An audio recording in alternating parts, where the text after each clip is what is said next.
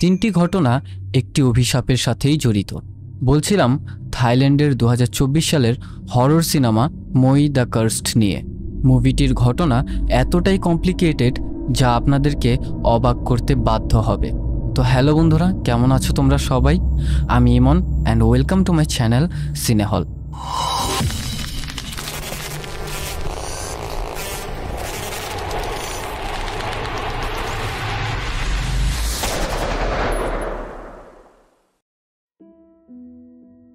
মুভির শুরুতেই অগাস্ট নামের এক ছেলেকে আমরা দেখতে পাই। সে যাচ্ছিল তার অসুস্থ বাবাকে হসপিটালে দেখার জন্য। সেদিন তার সাথে অলৌকিক কিছু ঘটনা ঘটতে থাকে। তার যেতে হবে সেই হসপিটালের 3rd ফ্লোরে। লিফটে ওঠার সময় লিফটের দরজা অটোমেটিক বন্ধ হয়ে যায় এবং নিজে থেকেই তা চলা শুরু করে। সেখানে সে কিছুটা অবাক হয়ে যায়। লিফট থেকে বের হওয়ার পর সেখানে এক অবয়বের উপস্থিতি টের পাওয়া যায়। ফোনে কারোর সাথে চ্যাট করতে করতে সেখান দিয়ে তার বাবার রুমে যাচ্ছিল। ঠিক হঠাৎ সে তার বাবাকে তার চোখের সামনে দেখতে পায় এবং সেখানে সে গুরুতর ভয় পেয়ে যায়। ভয়ে তার হাত থেকে তার ফোনটা পড়ে যায়। ঠিক সেই মুহূর্তেই সে দেখতে পায় সেখানে কেউই নেই। ফোন উঠিয়ে চেক করলে সে দেখতে পায় তার পেছনে একটা অবয়ব দাঁড়িয়ে আছে, যেটা কিনা তার ফোন অটোমেটিক ক্যাপচার করেছিল। সবকিছু পরোয়া করে সে চলে যায় তার বাবার সাথে দেখা করতে। ছাত্রী সেখানে অনেক অসুস্থ ছিল। তার বাবার কাছাকাছি গেলে হঠাৎ করে তার বাবা তাকে বলা শুরু করলো, তোমার ময়ের ইচ্ছা পূরণ করতে হবে, তোমাকে ল্যাম্পাম হাউসে যেতেই হবে। হঠাৎ করে তার বাবার এরকম আচরণ দেখে অগাস্ট সেখানে অনেক ভয় পেয়ে যায়। নার্স এসে সেখানে উপস্থিত হয় এবং সে তাকে জানায় তার বাবা বেঁচে নেই। ছাত্রী সেখানে আগে থেকেই মৃত ছিল। তবে হঠাৎ সেখানে অগাস্ট তার বাবার মৃত্যুর খবর শুনে এত কিছু ভাবার সময় ছিল না তার কাছে। পরবর্তীতে ছাত্রীর অন্তিম সংস্কার করা হয়। অগাস্ট সেখানে তার মায়ের প্রতি অনেক রাগ পোষণ করে এবং এর কারণ হচ্ছে তার মা তার বাবার শেষকৃত্যের কাজে অংশগ্রহণ করেনি। এই বিষয়টা অগাস্টকে অনেক কষ্ট দেয়, কেননা তার বাবাকে সে অনেক ভালোবাসত। অগাস্টের মা, যার নাম অ্যালিস, তার প্রাক্তন স্বামী মরে যাওয়ার পর তার ভেতরে একটু আফসোস দেখা যায় না এবং এর কারণ হচ্ছে অতীতে অগাস্টের বাবা তাকে চিট করেছিল, যার ফলে পরবর্তীতে তাদের মাঝে ডিভোর্স হয়ে যায় এবং তারপর থেকেই অগাস্ট তার মায়ের কাছেই বড় হয়। এবং এখন যেহেতু অগাস্টের বাবা মারা গেছে, সেই কারণে অ্যালিস চাচ্ছিল অগাস্টের মাথায় টিকিটা কেটে দেওয়ার জন্য। অ্যালিস এতদিন যাবৎ অগাস্টের টিকিটা কাটতে পারেনি। এর পেছনের কারণ হচ্ছে অগাস্টের বাবা ছাত্রী ঐতিহ্যবাহী পুরনো এক কালচারে বিশ্বস্ত ছিল, যার ফলে এই টিকিটা রাখতে সে বাধ্য করে। তবে এতদিন যাবৎ যেহেতু অ্যালিস তা পারেনি, তাই এবার তা কেটে দিবে। অ্যালিস এই বিষয়গুলোকে একটা কুসংস্কার মনে করত। যখন সে টিকিটা কেটে দেয়, সেখানে তার আঙুলটাও কেটে যায়। বেসিনে গিয়ে হাতটা ধুয়ে আসতে গেলে সেখানে সে দেখতে পায় বেসিনে পানির জায়গায় রক্ত পড়ছে। হঠাৎ করে আয়নায় দেখতে পায় দুটো হাত একটা মুকুট নিয়ে দাঁড়িয়ে আছে এবং সেই মুকুটটাই অ্যালিসকে পরানো হয়। ঠিক এর পরবর্তী মুহূর্তেই সবকিছু একেবারে নর্মাল হয়ে যায়। পরের দিন সকালে অগাস্টকে তার মা স্কুলে পৌঁছে দেয়। টিফিন পিরিয়ডে যখন সে ফ্রেশ হওয়ার জন্য বেসিনে যায়, হঠাৎ সেখানে আয়নার মধ্যে প্রাচীন পোশাক পরা এক ভৌতিক অবয়বকে দেখতে পায়। অগাস্ট সেখান থেকে ভয়ে ছিটকে পড়ে গেলে তার হাতে প্রচণ্ড পরিমাণে ব্যথা পায়। তার মা তাকে ইমিডিয়েট হসপিটালে নিয়ে গেলে সেখানে জানতে পারে যে তার হাতে ফ্র্যাকচার হয়ে গেছে। অগাস্ট তার মাকে বলছিল তার বাবার কথা অমান্য করার কারণেই আজকে তার এই দশা। মূলত সে বলতে চেয়েছিল তার চুলের গোছাটা কাটার কারণেই তার হাতটা ভেঙেছে। অগাস্ট তার পকেট থেকে ফোনটা বের করে তার মাকে একটা ভিডিও দেখায়, যেখানে দেখানো হয় চুল কাটার জন্য একটা রিচুয়াল পালন করতে হয় এবং তার মা এই কাজটা করেনি। বাড়িতে যাওয়ার পথে অগাস্ট একটু হতাশ ছিল। এর পেছনে কারণ হচ্ছে সে স্কুলের মধ্যে যখন ব্যান্ড চর্চা করছিল, ঠিক সেই মুহূর্তে হঠাৎ করে সে উদ্ভটভাবে নাচা শুরু করে এবং তার বন্ধুরা এই ভিডিওটা সামাজিক যোগাযোগ মাধ্যমে ভাইরাল করে দেয়। বাড়িতে আসার পর সে এই জিনিসগুলো নিয়ে ভাবছিল। আসলে স্কুলে তার সাথে সেই মুহূর্তে হঠাৎ করে এমন কিছু ঘটে যায়, যার ফলে আউট অফ কন্ট্রোল হয়ে সে সবার সামনে নাচা শুরু করে এবং তার বাবার ভিশন দেখতে পায়। সেদিন তার বাবা মই সম্বন্ধে কিছু জানিয়েছিল এবং তাকে বলেছিল ল্যাম্পাম হাউসে যাওয়ার কথা। কম্পিউটার বসে তৎক্ষণাৎ সে মই সম্বন্ধে কিছু সার্চ করছিল। সেখানে সে নোরা ড্যান্সের সম্বন্ধে কিছু জানতে পারে। তৎক্ষণাৎ তার বাবার পুরনো অ্যালবাম থেকে সে কিছু পিকচার দেখা শুরু করে এবং ঘাটাঘাটি করতেই ল্যাম্পাম হাউসের একটা পিকচার দেখতে পায়। সেই পিকচারটা তার ফোনে সেভ করে নেয়। সে সারা রাত যাবৎ এইসব বিষয় নিয়ে রিসার্চ করতে করতে তার কম্পিউটার টেবিলেই সে ঘুমিয়ে পড়ে। হঠাৎ করে সে উদ্ভট স্বপ্ন দেখা শুরু করে। রাতের সময় একটা গ্রামের মধ্যে কিছু বাচ্চারা নৃত্য চর্চা করছিল। চোখের সামনে হঠাৎ করে বাচ্চারা একে একে লুটিয়ে পড়তে শুরু করলো। দেখে মনে হচ্ছে তাদের ওপর বিষ প্রয়োগ করা হয়েছে। এই দুঃস্বপ্ন দেখার পর হঠাৎ করে তার ঘুম ভাঙে। উপরে তাকাতেই সে একটা অবয়বকে দেখতে পায়, যার ফলে তার হার্টবিট অনেক বেড়ে যায়। কিছুক্ষণ পর সে আবার ঘুম থেকে ওঠে, তবে এবার তার কাছে মনে হয় সে এখন মাত্র ঘুম থেকে উঠেছে। চারিপাশটা দেখতেই সে এবার অন্য এক অবয়বের দেখা পায়। ভয়ে সেখানে সে কান্না করা শুরু করে দেয়। তৎক্ষণাৎ যখন সে লাইটের সুইচ অন করতে যাবে, ঠিক হঠাৎ করেই তার সামনে সেই অবয়বটা চলে আসে। তবে এবার তার ঘুম ভেঙে যায়। সে তার মায়ের কাছে এই সম্বন্ধে কোনো কিছুই জানায় না। এলিসের টাকা পয়সার কোনো অভাব নেই, সে একটা মডেল অর্গানাইজেশন চালায়। সেদিন সকালে সে তার ডিউটিতে গেলে সেখানে সে এক অবয়বকে দেখতে পায়। অবয়বটা তাকে বলছিল, তুমি যা কিছুই তার থেকে নিয়ে থাকো না কেন, এর মাসুল তোমাকে দিতে হবে। পরক্ষণেই সেই অবয়বটা সেখান থেকে চলে যায়। প্রথমবারের মতো এলিস এবার ভয় পায়।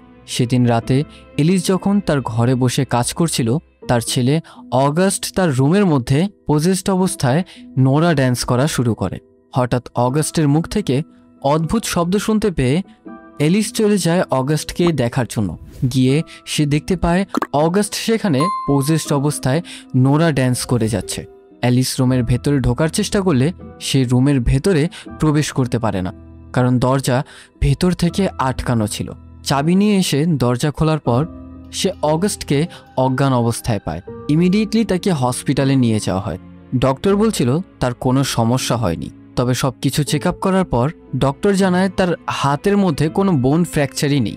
বিষয়টা অনেক স্ট্রেঞ্জ ছিল। ডক্টর বলছিল এরকম কোনো কেস তার জীবনেও দেখেনি, যে একদিনের মধ্যে কিভাবে কোনো বোন ফ্র্যাকচার ঠিক হয়ে যেতে পারে। অ্যালিস তার দেখা সেই অবয়বটার কথা মনে করতে থাকে, যেখানে সেই অবয়বটা তাকে বলেছিল তাদের থেকে যাই সে ছিনিয়ে নিয়েছে তার পরিণাম তাকে ভুগতে হবে। এই পর্যন্ত দেখার পর আমরা কোনো কিছুই বুঝতে পারি না, তবে এটা শিওর অ্যালিস তার অতীতে এমন কিছু তো একটা করেছে যার ফলে সে এবং তার ছেলের সাথে এই ভৌতিক ঘটনাগুলো ঘটে যাচ্ছে। পরবর্তীতে আমাদেরকে নিয়ে যাওয়া হয় পাস্টে, যেখানে কিনা অ্যালিসের সাথে চাত্রীর তুমুল ঝগড়া হয়। ঝগড়ার প্রধান কারণ ছিল অগাস্ট। আসলে চাত্রী তার ছেলের সাথে অনেকটাই স্ট্রিক্ট ছিল, যার ফলে অগাস্টের অনেক নিষেধাজ্ঞা মেনে চলতে হতো।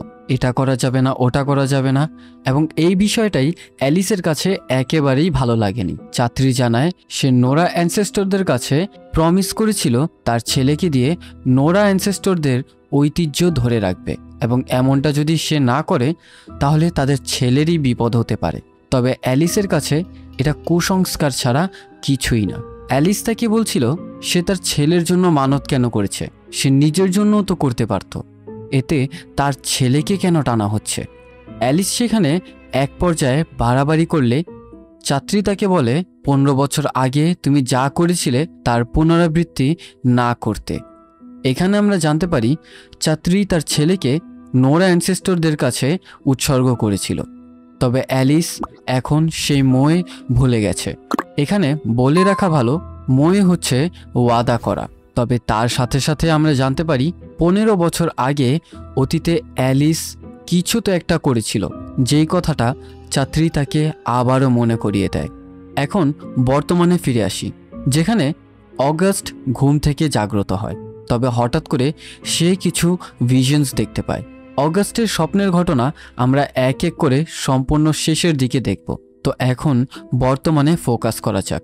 ভিশনস দেখার পর অগাস্ট তার মাকে জানায় সে ল্যাম্পাম হাউসে যাবে, কারণ তার বাবার শেষ ইচ্ছে ছিল সে যেন ল্যাম্পাম হাউসে যায় এবং সে যেন তার মই সম্পূর্ণ করে। তাছাড়াও তাদের সাথে যেই সব ঘটনা ইদানিং ঘটে যাচ্ছে সেই সব ঘটনা এই ল্যাম্পাম হাউসের সাথেই জড়িত, তাই সেখানে তাদের যেতেই হবে, এছাড়া কোনো উপায় নেই। এবং ফাইনালি পরের দিন সকালে তারা সেই ল্যাম্পাম হাউসের উদ্দেশ্যে রওনা দেয়। যাওয়ার পথে রাতের সময় হঠাৎ একটা কাক এসে তাদের গাড়ির সাথে অ্যাক্সিডেন্ট হয়। অ্যাক্সিডেন্ট হওয়া সত্ত্বেও অ্যালিস গাড়ি চালিয়েই যেতে থাকে, কিন্তু অগাস্ট তার মাকে থামতে বলে এবং তাকে বলে যে কোনো কিছু মারা গেলে তার শেষ ক্রিয়া অবশ্যই করতে হয়, কিন্তু তাকে এভাবেই ফেলে রেখে যাওয়া যাবে না। সকালে তারা ল্যাম্পাম হাউসে গিয়ে পৌঁছায়, তবে সেখানে পৌঁছাতে অগাস্টের শরীরের অবস্থা খারাপ হয়ে যায়, যেমন তার নাক দিয়ে হঠাৎ করে ব্লিডিং হওয়া। সেখানে আসতেই ঘরের মধ্যে মোমবাতি নিজেই জ্বলে ওঠে। ল্যাম্পাম হাউস হচ্ছে ছাত্রীর অ্যানসেস্টরদের রেখে যাওয়া সেই পুরনো ঐতিহ্যবাহী বাড়ি। বাড়িটির মধ্যে একজন কেয়ারটেকার রয়েছে যার নাম চার্ট। অগাস্ট অসুস্থ থাকায় সেখানে তাকে একটা রুমে আরামের ব্যবস্থা করে দেওয়া হয়। এখন চার্ট অ্যালিসকে বলছিল এখানে তারা কেন এসেছে। অ্যালিসের কাছে তার প্রশ্নের কোনো জবাব ছিল না এবং এখানে আমরা আবারও ফ্ল্যাশব্যাক দেখা শুরু করি। এখানে কয়েকটা ঘটনাই আমাদেরকে ফ্ল্যাশব্যাকের মাধ্যমে দেখানো হয়েছে। একটা হচ্ছে ছাত্রী এবং অ্যালিসের ঘটনা এবং আরেকটা হচ্ছে ল্যাম্পাম হাউসের ঘটনা। যেহেতু ছাত্রীর বংশধর ল্যাম্পাম হাউসের সাথে জড়িত, তাহলে এই দুইটা ঘটনা একে অপরের সাথে কানেক্টেড রয়েছে। প্রথমেই অ্যালিস এবং ছাত্রীর পাস্ট সম্বন্ধে জানা যাক। অতীতে সদ্যমাত্র বিবাহ করে অ্যালিস এবং ছাত্রী তাদের গ্রামের বাড়িতে এসেছিল ঘোরার জন্য। সেখানে অ্যালিস তাদের পুরনো অ্যানসেস্টরদের ট্রেডিশনাল পোশাক আশাক পরে এবং ছাত্রীর কথায় আমরা জানতে পারি ছাত্রীর দাদারও দাদা একজন নোরা ড্যান্সার ছিল যার নাম টোন। তাদের ফ্যামিলিতে প্রত্যেক বংশ থেকে যে কোনো একজন নোরা অ্যানসেস্টরদের ঐতিহ্যবাহী ট্রেডিশন ধরে রাখে, তবে ছাত্রী তা করতে পারেনি। সে শহরে গিয়ে বিবাহ করে নিজের মতো জীবন কাটাচ্ছিল। সেখানে আরও জানতে পারি অ্যালিসের দ্বারা ছাত্রীর কোনো সন্তান হচ্ছিল না, যার ফলে সে তার পুরনো অ্যানসেস্টরদের কাছে মুই অথবা ওয়াদা করে যদি অ্যালিসের মাধ্যমে তার সন্তান হয় তাহলে সেই সন্তানকে দিয়ে নোরা ড্যান্সারদের ঐতিহ্য বাঁচিয়ে রাখবে। মানে সে তার ছেলেকে নোরা ড্যান্স শেখাবে যাতে করে তাদের বংশের পরম্পরা তারা ধরে রাখতে পারে। তবে বাচ্চা হয়ে যাওয়ার পর অ্যালিস তার স্বামীর দেওয়া ওয়াদা ভুলে যায়। এখন প্রশ্ন আসে ল্যাম্পাম হাউসে চার্ট নামক ব্যক্তিটা আসলে কে? চার্ট সম্পর্কে ছাত্রীর আঙ্কেল হয় এবং সে গ্র্যান্ডপা টোনের ছেলে, যে কিনা এই বংশের মুখ্য ব্যক্তি। এবং জানা যাক ল্যাম্পাম হাউসের অতীতের ঘটনা। তো গ্র্যান্ডপা টোন একজন সুপরিচিত নোরা ড্যান্সার ছিল। এখন যারা নোরা ড্যান্সারদের সম্বন্ধে জানে না তাদের বলতে চাই, সাউদার্ন থাইল্যান্ডে নোরা ড্যান্স হচ্ছে একটা ঐতিহ্যবাহী নৃত্য কালচার। এই নোরা ড্যান্স করা হয়ে থাকে তাদের দেবতাদের সন্তুষ্ট করার জন্য। তাছাড়াও তাদের পূর্বপুরুষদের সাথে নোরা ড্যান্সের মাধ্যমে তারা কমিউনিকেট করতে পারত। নোরা নৃত্যশিল্পীরা অনেক বড় বড় নখ পরিধান করত। এই নৃত্য করাটা অতটাও সহজ নয়। এই নৃত্যের মধ্যে তাদের শরীরের প্রত্যেকটা অঙ্গকে মুভ করতে হতো। নোরা নৃত্যশিল্পীদের একটাই উদ্দেশ্য, তাদের প্রত্যেক বংশ অনুযায়ী এই নৃত্য ইনহ্যারিট করতে হবে। এখন টোন একজন নোরা নৃত্যশিল্পী ছিল যে কিনা তার ছেলেদের নোরা ড্যান্স শিখিয়ে থাকত। তার ছেলেদের মধ্যে সবচেয়ে বড় ছেলে টিউ অত্যন্ত পারদর্শী ছিল নোরা ড্যান্সের মধ্যে এবং টোন তার বড় ছেলের বড়াই করতে একটুও কম্প্রোমাইজ করত না। অন্যদিকে টোনের আরও 3টা ছেলে ছিল, যাদের মধ্যে চার্ট, টাব এবং সবার ছোট ছেলে টোন, যাকে নিজের নামেই নামকরণ করা হয়েছিল। অন্যদিকে টাব নোরা ডান্স শেখার জন্য অনেক আগ্রহী ছিল, কিন্তু তার বাবা টোন তাকে কোনোদিনই নোরা ডান্স শেখায়নি। এর পেছনে কারণ ছিল টোন ভাবত তার এই ছেলের মতো অকর্মণ্য ছেলে তার আর একটিও নেই। টাবকে সে অনেক নিকৃষ্ট মনে করত, কেননা তাকে নোরা ড্যান্স 1000বার শেখানোর পরেও সে তা ভালোভাবে কখনোই করতে পারে না। প্রত্যেক কথায় কথায় টাবকে মারধর করা হতো এবং এরকম চলতে থাকলে এক পর্যায়ে গিয়ে সে মানসিক অশান্তিতে ভোগা শুরু করে। আস্তে আস্তে সে তার বাবা নোরা ড্যান্স এবং তার সাথে সাথে তার ভাই টিউকেও অনেক ঘৃণা করা শুরু করে, কেননা তার বড় ভাই টিউ তার থেকেও অনেক ভালো নোরা ড্যান্স করতে পারত। তবে তার বড় ভাই টিউয়ের প্রতি এই ঘৃণা আরও বেশি বাড়তে থাকে যখন টিউ নোরা মাস্টার হয়ে যায়। টিউ নাচের প্রতি এতটাই ভালো ছিল যে তাকে নোরা মাস্টার বানানো হয় এবং সেখানে টিউকে নোরা মাস্টারদের মুকুট দেওয়া হয় এবং সেই মুকুট পরানোর আগেই টিউয়ের মাথার টিকিটা কেটে দেওয়া হয়। এবং এখানে আমরা বুঝতে পারি যে আসলে কেন ছাত্রী অগাস্টের টিকিটা না কাটতে বলেছিল। আসলে এই টিকিটা সেই পর্যন্তই কাটা হয় না যে পর্যন্ত সে নোরা মাস্টার না হয়ে যাচ্ছে। ছাত্রী চাইছিল তার ছেলেকে যে পর্যন্ত নোরা মাস্টার না বানাবে সেই পর্যন্ত সে তার ছেলের টিকিটা কাটবে না, এবং এটাই ছিল তাদের ট্রেডিশন। এখন অতীতে ফিরে যাওয়া যাক, যেখানে টোন তার দুই ছেলেকে দায়িত্ব দেয়। চার্ড আসলে নোরা ড্যান্স করতে পারতো না, যার কারণে তাকে এই বাড়ির কেয়ারটেকার হিসেবে দায়িত্ব দেওয়া হয়। এবং অন্যদিকে ছোট ছেলে টোনকে সে আরও বলে তাকে নোরা ড্যান্স আরও ভালোভাবে শিখতে হবে যাতে সে একদিন নোরা মাস্টার হতে পারে। তবে টাবকে কোনো দায়িত্ব দেওয়া হয় না, যার ফলে দিন দিন টাবের ঘৃণা আরও বাড়তেই থাকে। কিছুদিন পর টিউয়ের নোরা মাস্টার হওয়ার উপলক্ষে গ্রামে একটা অনুষ্ঠান করা হবে। সেই অনুষ্ঠানে টাবের যাওয়া নিষেধ ছিল এবং সে সেখানে নোরা ড্রেস পরে আসে এবং সেই ভরা মজলিসে সে ব্যঙ্গাত্মকভাবে গান গেয়ে বলছিল সে তার বাবাকে ঘৃণা করে, সে টিউকে ঘৃণা করে, সে নোরা কালচার এবং নোরা নৃত্যকে ঘৃণা করে।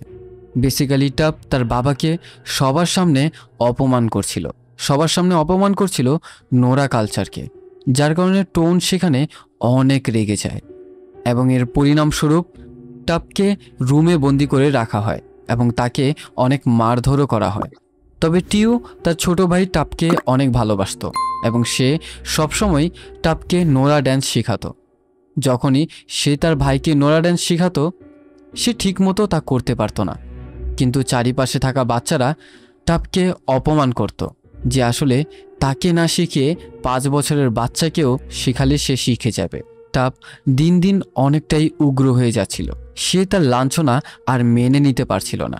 টাব একদিন টিউকে পুকুর পাড়ে নিয়ে যায়। সে জানতো তার ভাই টিউ সাঁতার জানে না এবং সে তার ভাইকে পানিতে ধাক্কা দিয়ে ফেলে দেয়, যার কারণে টিউয়ের সেখানেই মৃত্যু হয়। অন্যদিকে টোনের কাছে যেই ছেলেমেয়েরা নাচ শিখতে আসতো তাদেরকে বিষ প্রয়োগের মাধ্যমে টাব মেরে ফেলে। টোন যখন জানতে পারে তার সবচাইতে প্রিয় ছেলে টিউ মারা গেছে এবং তার স্টুডেন্টরাও মারা গেছে এবং তাদের মৃত্যুর কারণ হচ্ছে টাব, ঠিক সেই মুহূর্তেই টাবকে রশি দিয়ে বেঁধে তাকে অনেক মারধর করা হয়। ফলে এক পর্যায়ে টাব নিজের ভুল বুঝতে পেরে অনেক গিল্টি ফিল করছিল এবং সে একদিন তার ঘরে ফাঁসি দিয়ে মারা যায়, যার ফলে পরবর্তীতে টোনের 2 ছেলে বেঁচে ছিল। একজন ছিল চার্ড এবং আরেকজন ছিল টোন। আসলে টোনের নামেই তার ছোট ছেলের নামকরণ করা হয় টোন, এবং সেই ছোট ছেলে টোনের সন্তানই হচ্ছে ছাত্রী এবং ছাত্রীর ছেলেই হচ্ছে অগাস্ট। এখন এই ল্যাম্পাম হাউসের সমস্ত অতীত আমরা জানতে পারি এবং এইসব সিন চলাকালীন অগাস্ট তাদের প্রত্যেকের আত্মাকে দেখতে পায়। তবে এখানে একটা প্রশ্ন হচ্ছে, অগাস্টকে কেনই বা সেই প্রেতাত্মারা তাকে ধাওয়া করছে? এর প্রধানত 3টি কারণ রয়েছে। প্রথম কারণ হচ্ছে ছাত্রী তার ছেলেকে নোরা অ্যানসেস্টরদের কাছে সমর্পিত করেনি এবং ল্যাম্পাম হাউসে নোরা মাস্টার বলতে বর্তমানে কেউই নেই, যার কারণে এই ঘোস্টরা তাকে তাড়া করছে।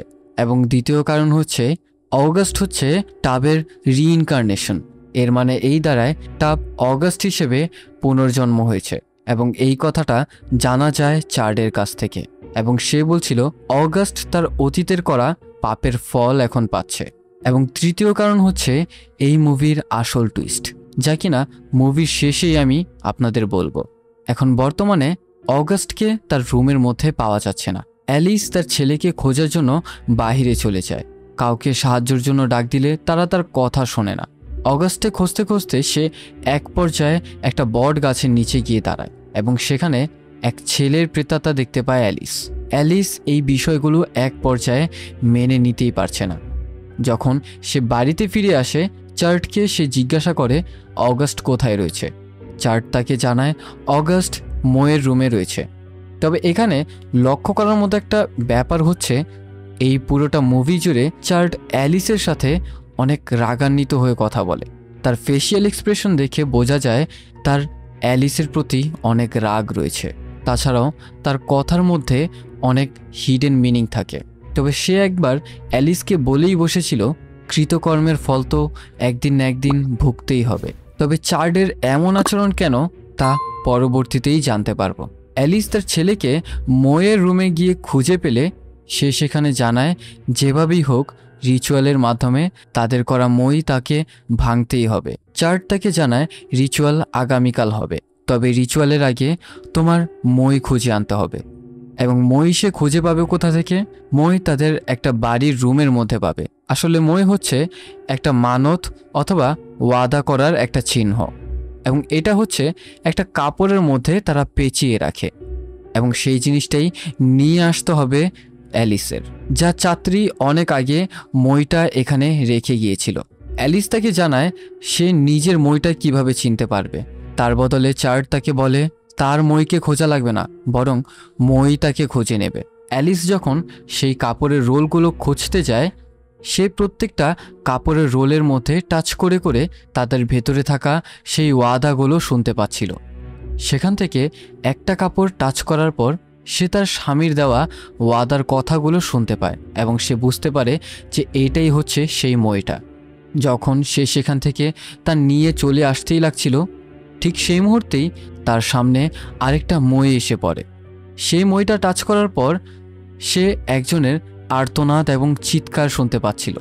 আমরা ভিউয়ার্সরা সেখানে কিছুই বুঝতে পারি না, তবে অ্যালিস সেই আর্তনাদটা শুনতে পারছিল, এবং সে চিনতে পেরে গিয়েছিল যে আসলে এটা কার চিৎকার। অন্যদিকে আমরা অগাস্টকে দেখতে পাই, যার সামনে টোন দাঁড়িয়েছিল।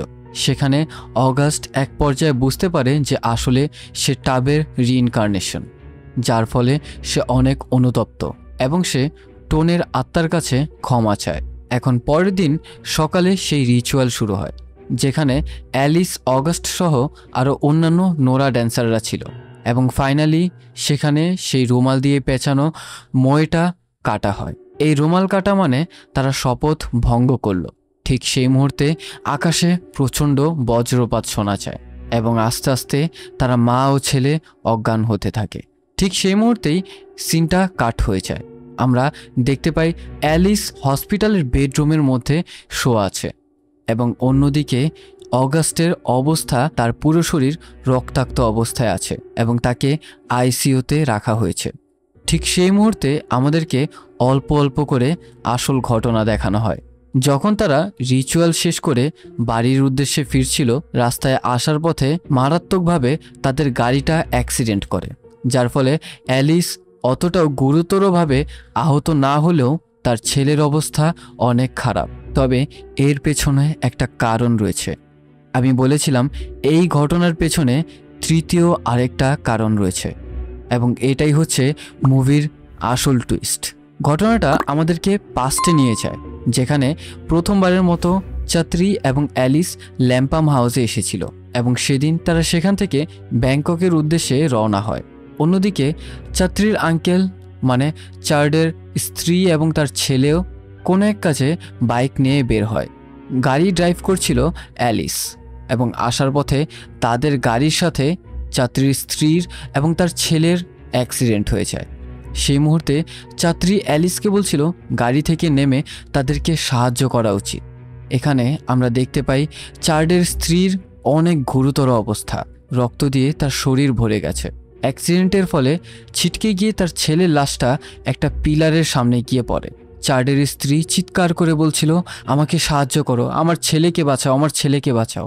সেখানে সে চিৎকার করতে করতে শেষ। তবে অ্যালিস কি করলো? অ্যালিস সেখানে তাদের পরোয়া না করেই সেখান থেকে চোরের মতো পালিয়ে গেল, তাদের এই দুর্দশায় রেখে। ঠিক সেই মুহূর্তে চার্ডের স্ত্রী তাকে অভিশাপ দিতে থাকে, এবং সে বলতে লাগলো সে তাদের জন্য একটা মই করবে। ছেলের এভাবে চলে যাওয়াতে চার্ডের স্ত্রী এবং চার্ড একেবারে মানসিক বিষণ্ণতায় ভুগতে থাকে। এবং তারপর চার্ডের স্ত্রী শুরু করে সেই মোয়ের রিচুয়াল। সে মোয়ের কাছে একটা আবদার করে। আবদারটা ছিল যে তার ছেলেকে মৃত্যুশয্যায় রেখে সাহায্য না করে সেখান থেকে পালিয়ে গেছে, আমি মা হয়ে তাকে বদদোয়া দিচ্ছি। সেই মা বেঁচে থাকবে, তার ছেলের মৃত্যুর আগ পর্যন্ত সে বেঁচে থাকবে। যখন সে তার ছেলেকে তিলে তিলে মরতে দেখবে এবং তাকে অনেক আয়ু দান করা হোক, যাতে সে তার ছেলের কষ্ট নিয়ে আজীবন বেঁচে থাকে, যেমনটা তার সাথে ঘটেছে। এবং ঠিক পরবর্তীতে আমরা দেখতে পাই অ্যালিস তার ছেলের পাশে বসে আছে এবং সম্ভবত অগাস্ট বেঁচে নাও থাকতে পারে। আসলে অ্যালিস যেদিন সেই রুমে গিয়েছিল মই নিয়ে আসার জন্য, তার সামনে আরেকটা মই পড়ে এবং সেই মইটাই ছিল চার্ডের স্ত্রীর সেই অভিশাপ দেওয়া মই। এবং সেটা ধরার পরই অ্যালিস তার অতীতের সম্পূর্ণ কথা শুনতে পায়, যে আসলে সেদিন সে কী করেছিল। মুভির এন্ডিং সিনে আমাদেরকে ল্যাম্পাম হাউস দেখানো হয়, যেখানে চার্ডের ফটো আমরা দেখতে পাই। তবে চার্ডের ফটো এমনভাবে টানানো ছিল দেখে মনে হচ্ছে যে চার্ড আসলে বেঁচেই ছিল না কখনো। আদৌ কি চার্ড বেঁচে ছিল? অ্যালিস কি আসলেই চার্ডকে দেখেছিল, নাকি চার্ডের জায়গায় তার প্রেতাত্মা ছিল? শেষ পর্যায়ে আমরা মশাল নিয়ে একজন ব্যক্তিকে দেখতে পাই জঙ্গলের মাঝে যাচ্ছে। ঠিক সেই মুহূর্তেই স্ক্রিনের সামনে ভেসে আসে নোরা ড্যান্সারের একটা ছেলে। সম্ভবত এই ছেলেটাই চার্ডের ছেলে। এবং মুভিটি এখানেই শেষ হয়। তো এখানেই শেষ হয়ে যায় মই দ্য কার্সড মুভিটি। ভিডিওটা যদি ভালো লেগে থাকে তাহলে অবশ্যই সাবস্ক্রাইব করবেন। সাবস্ক্রাইব করে পাশে থাকা বেল আইকনটাতে অল প্রেস করতে কিন্তু ভুলবেন না। তাছাড়া ভিডিওতে লাইক করলে পরবর্তী ভিডিও বানানোর জন্য আরও বেশি অনুপ্রাণিত হই। আপনার দেওয়া একটি লাইক আমার জন্য অত্যন্ত মূল্যবান। তো অবশ্যই ভিডিও দেখার শেষে লাইক করবেন। তো আজকের মতো বিদায় নিচ্ছি এখানেই। দেখা হচ্ছে নেক্সট ভিডিওতে। Till then, good by.